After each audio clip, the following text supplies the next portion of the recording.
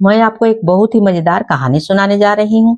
सोमपाल राजा प्रजा का हमेशा ध्यान रखता था, इसलिए उसके राज में खुशहाली थी। इधर 2 वर्षों से उसके राज को अजीब विपत्ति का सामना करना पड़ रहा था।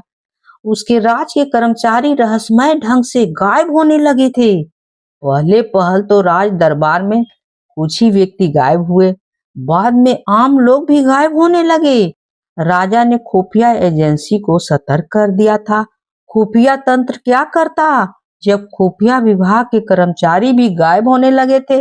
इसी राज में एक बुढ़िया रहती थी, उसके 4 बेटे और एक बेटी। जब तक बुढ़िया जीवित रही तब तक उसके बच्चे का जीवन भी ठीक ठाक चलता रहा। बुढ़िया खेती बाड़ी का काम करके 2 वक्त की रोटी जुटा लेती थी। बुढ़िया के मरने के बाद उसके बच्चों पर विपत्ति का पहाड़ टूट पड़ा। बुढ़िया की लड़की मधु भी जवान होने लगी थी। भाइयों को अपनी रोजी रोटी के साथ मधु की शादी की भी चिंता होने लगी थी। एक दिन चारों भाइयों ने निश्चय किया कि वे नौकरी की तलाश में बाहर जाएंगे। जितना भी रुपया पैसा जमा होगा उससे अपना घर भी चलाएंगे और मधु की शादी भी करेंगे।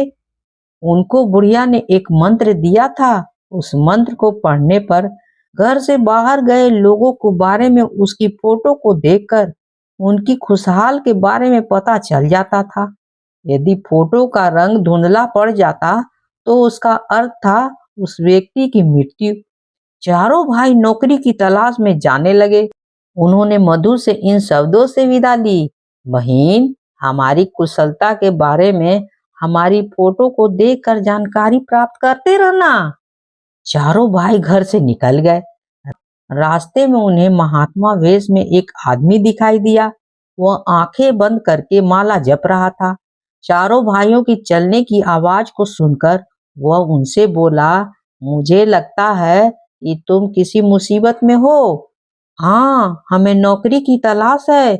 चारों भाइयों ने एक साथ बोला, ठीक है, मेरी बात को ध्यान से सुनो।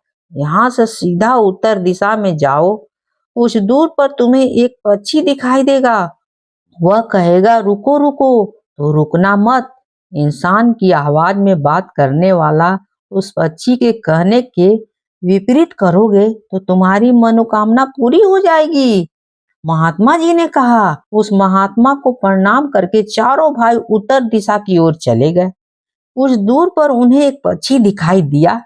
महात्मा जी के उस व्यक्ति के बताए के अनुसार उन्होंने जो पक्षी ने कहा उसके विपरीत कार्य किए। धीरे धीरे उन्हें बेहोशी छाने लगी। कुछ देर बाद वे चारों पत्थर में बदल गए। उनकी बहन मधु ने अपने भाइयों की फोटो के आगे मंत्र पढ़ा। फोटो का रंग धुंधला पड़ गया था। वह समझ गई कि उसके भाई अब इस दुनिया में नहीं है। वह बहुत रोई। रात भर उसे नींद नहीं आई। सुबह उसकी आंखें लग गई। उसने सपने में अपनी माँ को देखा। वह मधु से बोली, घबराओ मत, तुम अपने साथ में रखे पुराने चूरे को लेकर अपने भाइयों की तलाश में जाना। वहां रास्ते में तुम्हें महात्मा वेशधारी एक आदमी मिलेंगे। तुम उसकी बातों में मत आना। जैसा पक्षी कहेगा वैसा ही करना। छुरे से पक्षी की गर्दन काट देना। इससे जो खून निकलेगा उस आसपास के पत्थर पर लगा देना। अपनी माँ की कही इस बात को सुनते ही मधु की नींद खुल गई। मधु अपने भाइयों की तलाश में घर से निकल गई। रास्ते में उसे वही महात्मा वेशधारी वाला आदमी दिखाई दिया। महात्मा ने उससे भी वही बातें कही जो उसके भाइयों की कही थी। वह उत्तर दिशा में गई। पक्षी ने कहा रुको रुको। वह रुकी। उसने झट से छुरे से पक्षी की गर्दन काट ली। पक्षी की गर्दन कटते ही वह महात्मा वेशधारी आदमी चिल्लाया और मर गया। पक्षी की गर्दन कटने से जो खून निकला उसने उसे आसपास के पत्थर पर लगा दिया। खून की बूंदें पड़ते ही वे सारे पत्थर इंसानों में बदल गए। मधु यह देखकर खुश हो गई कि उसके भाई भी पत्थर के इंसान के रूप में आ गए। पत्थर से इंसान बनने वाले में से सोमपाल राजा के दरबारी भी थे। राजा के दरबारी मधु और उसके चारों भाइयों को दरबार में ले गए। गायब राज दरबारियों को फिर से देखकर राजा बहुत प्रसन्न हुआ। राजा का एक पुत्र और 4 पुत्रियां थीं। राजा ने मधु से प्रसन्न होकर अपने पुत्र का विवाह कर दिया। उसने चारों पुत्रियों का विवाह मधु के भाइयों से कर दिया।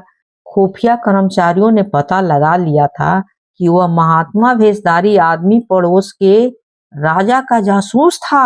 वह जादूगर था। वह सोमपाल के राज्यों को हड़पना चाहता था।